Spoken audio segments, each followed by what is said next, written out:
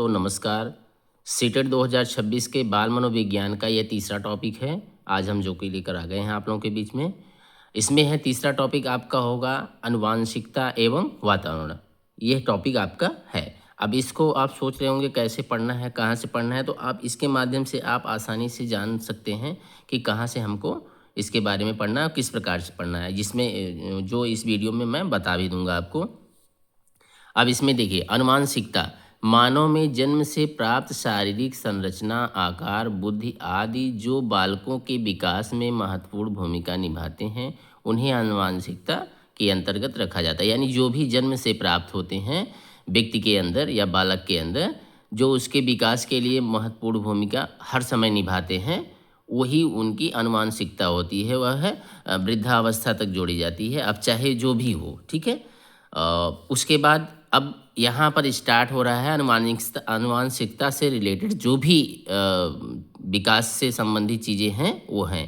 पहला है हमारा अपना शारीरिक संरचना, यानी जो शारीरिक संरचना ढांचा होता है हमारा, नक्शा गढ़न जो बोलते हैं ना देहात में, वैसे बोलते हैं, उसको बोल रहे हैं। चेहरा मोड़ा, हाइट, ये सारी चीज़ें शारीरिक संरचना में आती हैं। अभी हम नीचे आपको बताएंगे इसके बारे में। दूसरा है लिंग भेद, और तीसरा है संवेगात्मक विशेषताएं। चौथा है हमारा आनुवांशिक कारक क्या है, बुद्धि है। फिर पांचवा है वंश या प्रजाति। अब आगे है आंतरिक संरचना। अब इस प्रकार से एच है आनुवांशिक से रिलेटेड आते हैं बालक के या व्यक्ति के विकास में टोटल। तो इससे संबंधित कोई भी प्रश्न आता है आपके पास सीटेट में, तो आप तुरंत हल करिएगा। बस आपका क्वेश्चन पे निशाना यही रहना चाहिए कि यह जो क्वेश्चन पूछ रहा है यह किससे संबंधित है, बालक किस क्षेत्र के विकास से संबंधित है, यानी शारीरिक विकास से प्रभावित है या संबंधित है, कि लिंग भेद से प्रभावित है, जैसे लड़के लड़की की बात हो रही है, या संवेगात्मक विशेषताओं के बारे में प्रभावित है, जैसे तो उसके बारे, या बुद्धि से के लेकर चर्चा हो रही है क्वेश्चंस में, या वंश या प्रजाति को लेकर चर्चा हो रही है, या आंतरिक संरचना के बारे में हो रही है, जैसे आंतरिक फिर अब नीचे आ जाइए। अब यहाँ पर देखिए, जैसा हमने बता दिया आपको ऊपर, शारीरिक संरचना। शारीरिक संरचना में आपका जोड़ा जाएगा लंबाई, चौड़ाई, ऊंचाई, भार, वर्ण, ठीक है। यानी वर्ण में जैसे लोग होते हैं सांवले, गोरे, ऐसे अलग अलग वर्ण के होते हैं। इस प्रकार से कह रहे हैं, इस सारी चीज़ों संबंधी कोई भी प्रश्न के माध्यम से ऐसा कोई वर्ड आता है तो आप शारीरिक संरचना को तुरंत उठा लेंगे कि प्रस्तुत निम्न उपरोक्त प्रश्न आनुवांशिकता के शारीरिक संरचना से संबंधित है। फिर आ गया आपका लिंग भेद। लिंग भेद में जैसे कह रहे हैं, देखिए, लड़कियों का शारीरिक और मानसिक विकास लड़कों की अपेक्षा शीघ्र होता है। यानी यहाँ पर जो है लड़कियाँ मानसिक रूप से, शारीरिक रूप से शीघ्र विकास करती हैं, और वह लड़कों की अपेक्षा उनका मानसिक विकास बहुत तेज़ी से होता है, वह ज़्यादा तेज होती है। आप देखते होंगे क्लासों में अपने। तो इस प्रकार से यहाँ लिंग भेद के अनुसार अगर कोई प्रश्न आता, बहुत कम आता है, लेकिन लिंग भेद के अनुसार अगर इस तरीके से रिलेटेड आ गया कि आपकी कक्षा में 20 बच्चे हैं, 15 बच्चे हैं, जो भी बच्चे हैं, उसमें कुछ लड़कियां जो हैं किसी आपके द्वारा दिए गए प्रश्न को जल्दी हल कर लेती हैं, जो कि लड़के पीछे रह जाते हैं। तो यह है हमारे विकास के किस क्षेत्र से प्रभावित है या संबंधित है। तो आप क्या लिखेंगे, आनुवांशिकता के लिंग भेद से संबंधित है। अब वैसा ये प्रश्न करता नहीं है। और उसके बाद संवेगात्मक विशेषता, यह मोस्ट है, इससे रिलेटेड प्रश्न पेडागॉजी में बहुत ज़्यादा पूछते हैं और ऐसे भी पूछते रहते हैं। अब संवेगात्मक विशेषताएं हो गया, देखिए, प्रत्येक व्यक्ति में मूल प्रवृत्तियां और संवेग जन्म से ही अधिक मात्रा में पाए जाते हैं। कुछ बालक जन्म से अधिक क्रोधी रहते हैं और कुछ शांत या विनम्र रहते हैं। इन दोनों बालकों के व्यक्तित्व विकास में उनकी मूल प्रवृत्तियों का प्रभाव देखने को मिलता है। यानी मूल प्रवृत्तियां जो मैकडूगल द्वारा जो 14 मूल प्रवृत्तियां बताई गई हैं उसका बात कर रहा है। मूल प्रवृत्तियां जैसे हमारी भय है, भूख प्यास है, निद्रा विश्राम है ना, ये सब चीज़ें हैं, इन सब को बताया गया है। अगर आप बताते हैं तो फिर आपके चैप्टर में रहेगा सिलेबस में, तो मूल प्रवृत्तियों को हम एक बार एक्सप्लेन कर देंगे, मैकडूगल की 14 वाली मूल प्रवृत्तियों को। नहीं तो आप कहीं से भी पढ़ सकते हैं, आपको आसानी से ये मिल जाएगा। फिर उसके बाद आता है, अब देखिए संवेगात्मक, यानी आपकी कक्षा में आप कक्षा 6 के अध्यापक हैं या अध्यापिका हैं, आपकी कक्षा में कुछ बच्चे अधिक क्रोधी हैं और कुछ बच्चे अधिक शांत हैं, तो यह किस विकास से संबंधित है ना। तो आप आनुवांशिकता के संवेगात्मक विशेषताओं, देखिए अब अंदर से क्वेश्चन ज़्यादा पूछते हैं, जैसे अनुवांशिकता के किस विकास से संबंधित है, तो आप संवेगात्मक विकास को पकड़ेंगे यहाँ पर। अगर आप इस चीज़ को पढ़े हैं, मैटर को पढ़े हैं, तब आप जान पाओगे कि किस विकास से संबंधित है। और अगर आप नहीं पढ़े हैं तो आप ढूंढते रहेंगे, आप गेस करते रहेंगे, उसमें आपका समय भी खराब होगा और क्वेश्चंस भी आप गलत कर देंगे, उसके आंसर सही नहीं दे पाएंगे। इसलिए आपको आनुवांशिकता से रिलेटेड जितने भी हैं विकास को प्रभावित करने वाले कारक, सकारात्मक नकारात्मक, उन सारे को आपको डीपली तरीके से पढ़ना होगा, चाहे जैसे भी करके।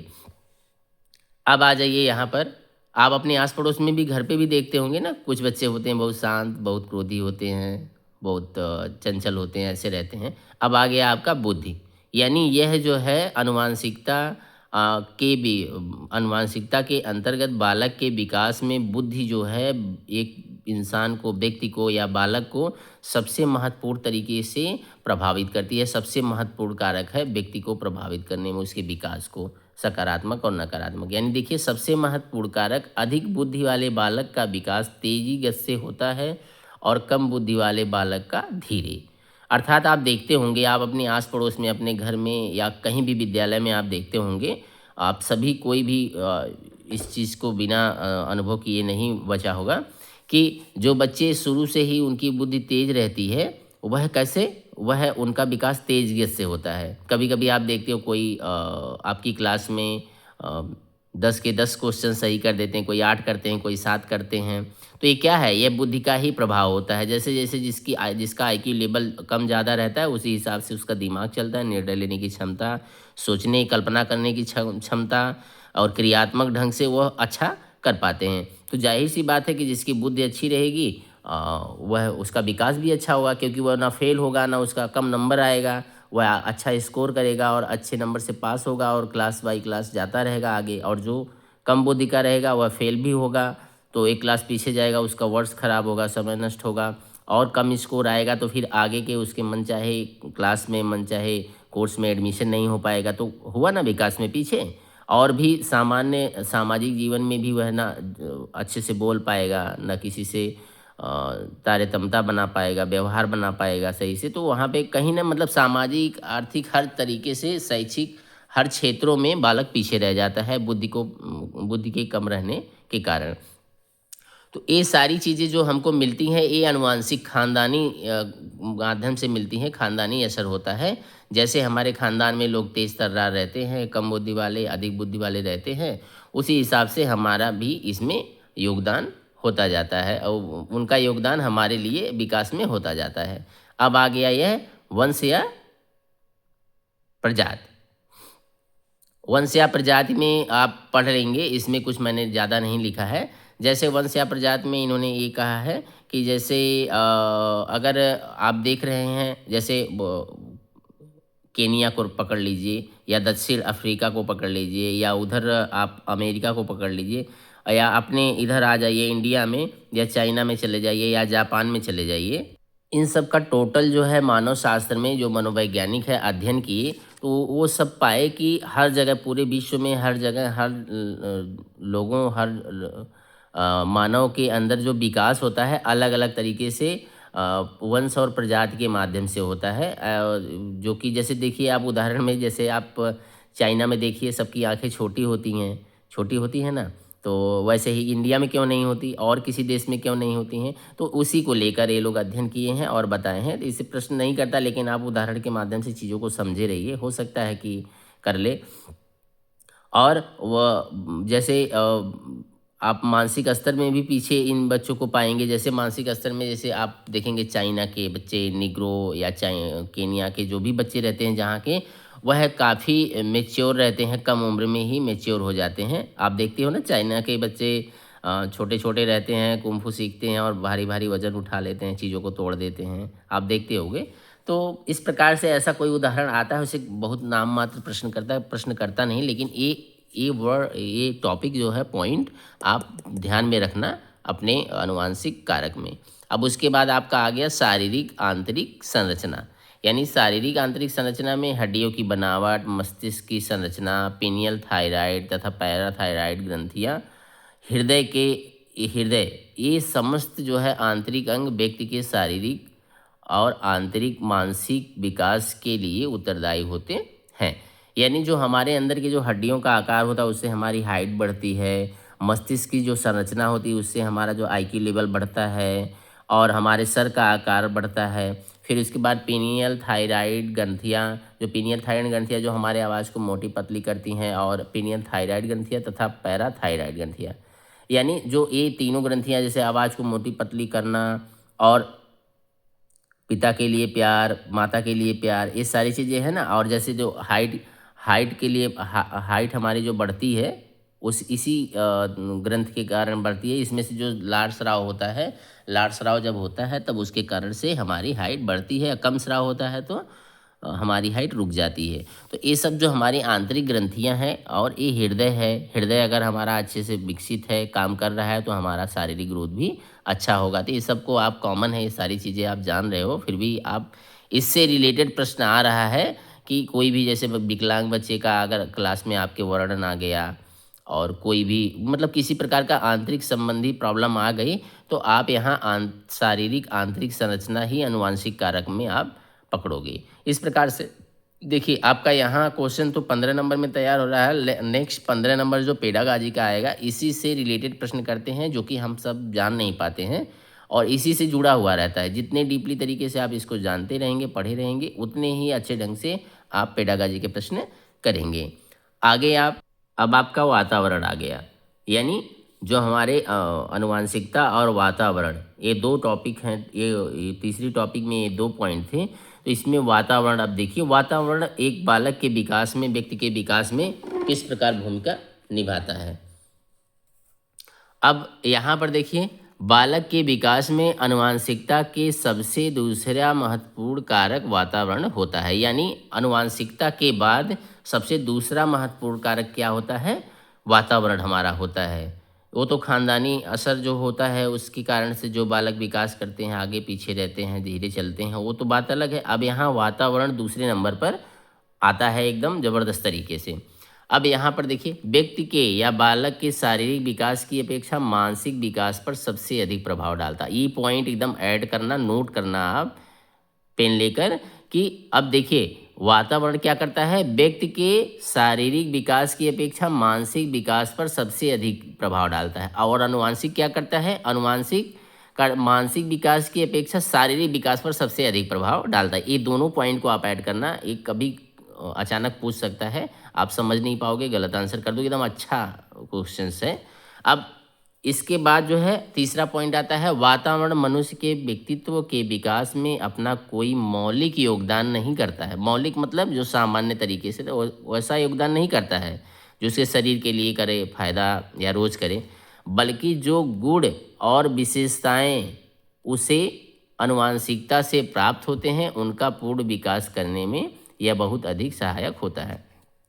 कहने का मतलब है कि मौलिक का मतलब कह रहे हैं कि वातावरण मनुष्य के व्यक्तित्व के विकास में कोई मौलिक या नयापन नहीं लाता है, या कोई चीज़ नहीं जोड़ता है, बल्कि जो उसके अंदर खानदानी गुण होते हैं, जो जीन होते हैं, यानी गुण विशेषताएं होते हैं अनुवांशिकता से प्राप्त, उनका पूर्ण विकास करने में यह बहुत अधिक सहायक होता है, बहुत महत्वपूर्ण भूमिका निभाता है। जैसे बच्चा शुरू से तेज है, अगर उसको अच्छा वातावरण मिल गया तो वह जीनियस बन सकता है, आगे बड़े से बड़े काम को कर सकता है, मिसाइल बना सकता है, एरोप्लेन बना सकता है, सारी चीज़ें कर सकता है।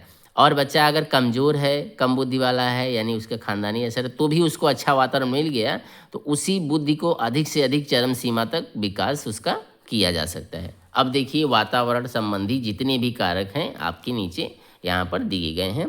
पहला कारक है आपका जीवन की आवश्यक सुविधाएं। इसको ध्यान में रखते हुए आप बहुत जानिए, इससे पेडागाजी के प्रश्न अधिक करते हैं। भौतिक आवश्यकता, यानी जीवन से जीवन से जुड़ी आवश्यक सुविधाएं क्या हो गई? रोटी, कपड़ा, मकान, विद्यालय, पौष्टिक और संतुलित भोजन, शुद्ध वायु एवं प्रकाश। ये सारी सुविधाएं जितनी उत्तम कोटि की होंगी, व्यक्ति का विकास उतना ही उत्तम कोटि का होगा। यानी कहने का मतलब है कि जीवन की जो आवश्यक सुविधाएं होती हैं, अगर बच्चे को शुरू से ही अच्छी मिल गई, और अच्छी मतलब आवश्यक सुविधाओं में मतलब अब देख लीजिए इसमें क्या है, बहुत ज़्यादा नहीं है। यानी खाने को रोटी, पहनने को कपड़ा, रहने के लिए छत और पढ़ने के लिए एक विद्यालय, और पौष्टिक और संतुलित भोजन। पौष्टिक और संतुलित भोजन का मतलब ये नहीं कि महंगा भोजन है, यानी उसके डाइजेस्ट करने वाला भोजन, हाइजीनिक भोजन और ऑर्गेनिक भोजन, अच्छा संतुलित भोजन हो। कितना बच्चा खाएगा, जैसे है ना, शैशवावस्था में बच्चे को डाइट कितनी देनी चाहिए, क्या देनी चाहिए, पौष्टिक भोजन, बाल्यावस्था में कितना देना चाहिए। आप जाते हैं ना डॉक्टर के पास, बहुत लोग जाते हैं कि सर मेरा बच्चा जो है 2 साल का है, इसको कैसे कैसे हम खिलाएं पिलाएं, पौष्टिक भोजन दें ताकि इसका विकास अच्छे ढंग से हो सके। तो ये सारी चीज़ें जो हैं क्या करती हैं, बच्चे के शारीरिक ग्रोथ में बहुत ही ज़बरदस्त भूमिका निभाती हैं। फिर क्या है, शुद्ध वायु एवं प्रकाश। ठीक है, ये सारी चीज़ें जो हैं बच्चों को अगर मौलिक और आवश्यक ये भौतिक सुविधाएं आवश्यक तरीके से उपलब्ध हुई तो बच्चे क्या करेंगे, उत्तम कोटि के विकास करेंगे या अच्छा ढंग से विकास करेंगे। अगर इससे रिलेटेड कोई भी खामी आती है बच्चों के आगे बढ़ने में, तो आप तुरंत जान जाएंगे वातावरण के क्षेत्र में जीवन की आवश्यक सुविधाओं संबंधी यह कारक है, आप जान जाइएगा। फिर समाज और संस्कृति, यानी समाज और संस्कृति भी एक बालक की भूमिका में बेहतर ढंग से विकास करने में बहुत ही महत्वपूर्ण भूमिका निभाता है। यहाँ देखिए, बालक के विकास में उसकी भौतिक और अभौतिक दोनों संस्कृतियों का प्रभाव पड़ता है। यानी भौतिक तरीके से भी, अभौतिक तरीके से भी समाज और संस्कृतियों का प्रभाव पड़ता है। और समाज में प्रचलित रीति रिवाज, मान्यताएं और नैतिक मूल्य, सामाजिक संस्थाएं आदि बालक के विकास की गति में दिशा निर्धारण करते हैं। यानी बालक जिस समाज में रहेगा, जिस संस्कृति में रहेगा, उसी प्रकार का उसका मन, उसकी सोच, उसकी सृजनात्मक क्षमता, उसकी कल्पनात्मक क्षमता, उसके आकांक्षाएं सारी जो हैं उसी प्रकार की रहेंगी। और अगर समाज नकारात्मक तरीके से रह रहा है, नकारात्मक होंगी, सकारात्मक रहेगा तो सकारात्मक होंगी। आप समाज का प्रभाव अल्बर्ट बंडूरा का आपने पढ़ा होगा तो आपको पता होगा। और उसके बाद है, अब यहाँ पर देखिए इसमें जो है यह आपके विद्यालय में पेडागाजी से संबंधित प्रश्न इसमें पूछेगा कि आप एक अध्यापक हो, कक्षा 7 कक्षा 8 के विद्यालय में बच्चे को पढ़ा रहे हो विद्यालय में, तो आप जो है एक बालक कक्षा में हमेशा गाली देता है या उल्टे ज़बान में बात करता है, तो बच्चा जो है वातावरण के किस कारक से संबंधित प्रभावित है। तो आपको यह जानना होगा कि समाज और संस्कृति से प्रभावित है, ये चीज़ें जानते रहिएगा। और एक शिक्षक और अभिभावक को ये चीज़ें जाननी ज़रूरी है, क्योंकि अगर यह चीज़ें नहीं जानेंगे, शिक्षा के क्षेत्र में इसका योगदान यही है कि नहीं अगर जान रहा है अध्यापक, नहीं माता पिता जान रहे हैं, तो बालक को उचित और आवश्यक वातावरण सामाजिक और सांस्कृतिक नहीं दे पाएंगे। अगर जान रहे हैं तो समय समय पर उनको देते रहेंगे, कब क्या सिखाना है, कब कैसे बताना है, कब डांटना है उनको, कब मारना है, कब चीज़ों के बारे में, नैतिक अनैतिक चीज़ों के बारे में बताना है। ये सारी चीज़ें शिक्षा के क्षेत्र में योगदान रहता है। अब आ गया पारिवारिक पृष्ठभूमि।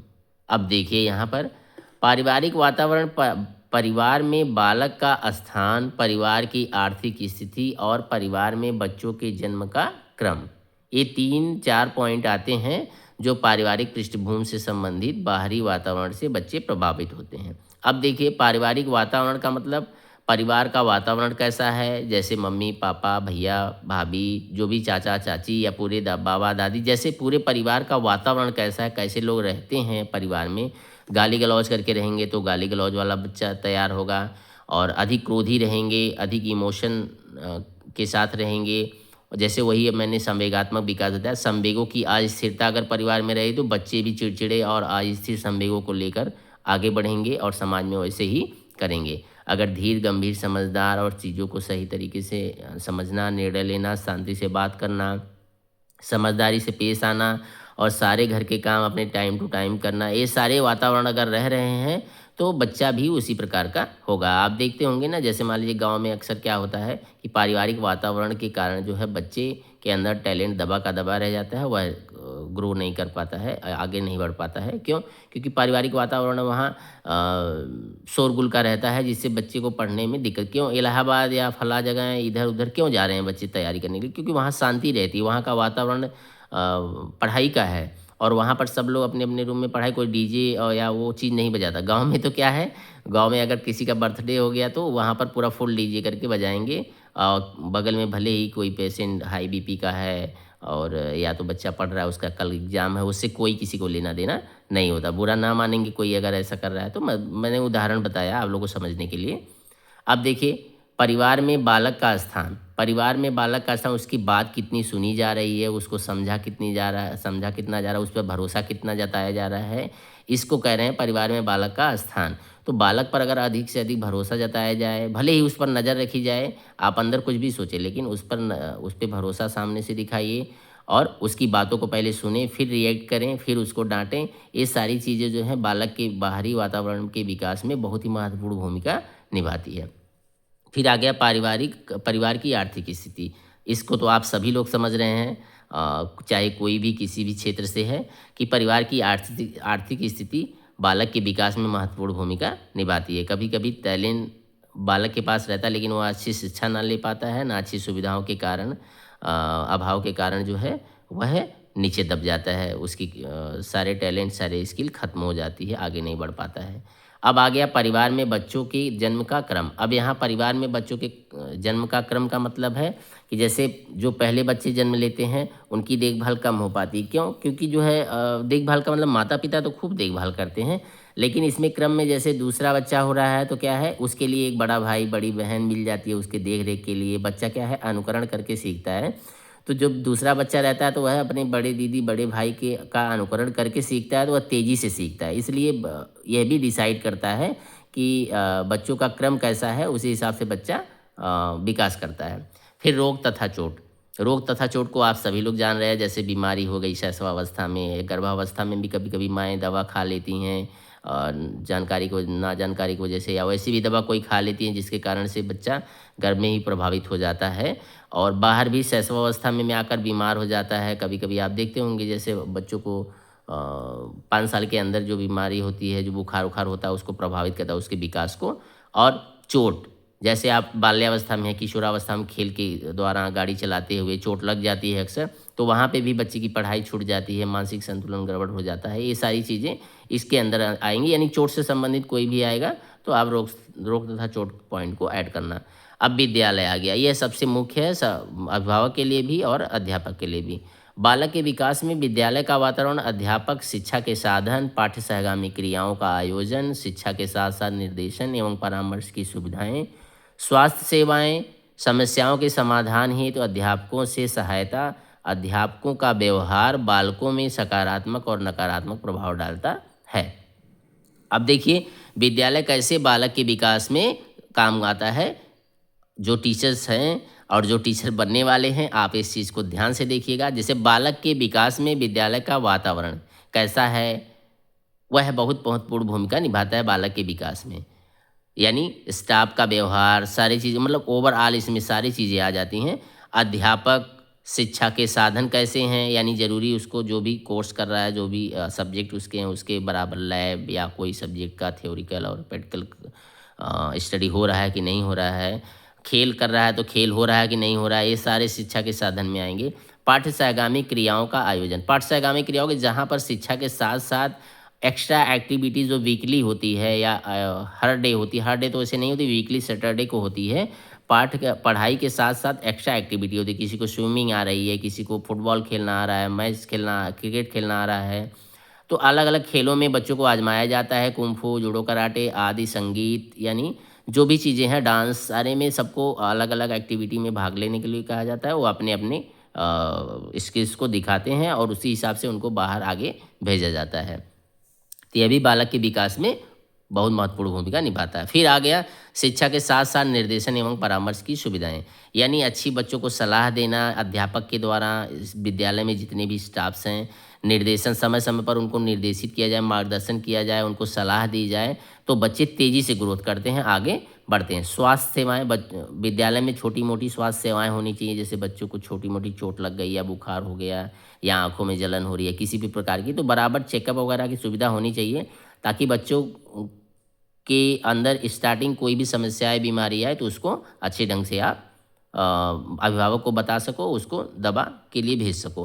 फिर समस्याओं के समाधान हेतु अध्यापकों की से सहायता, यानी अध्यापक बच्चों के लिए समस्याओं का समाधान किस प्रकार कर रहे हैं, यह भी बच्चे के विकास में महत्वपूर्ण भूमिका निभाता है, जो कि अध्यापकों को, हर अध्यापकों को यह समझना चाहिए और उनको हमेशा जो है उनके सहायक के रूप में खड़ा रहना चाहिए। आप कभी भी बच्चों से कोई भी कितना भी कोई पूछे, बच्चे से चिढ़ना नहीं चाहिए ना, बच्चों को डांटना चाहिए।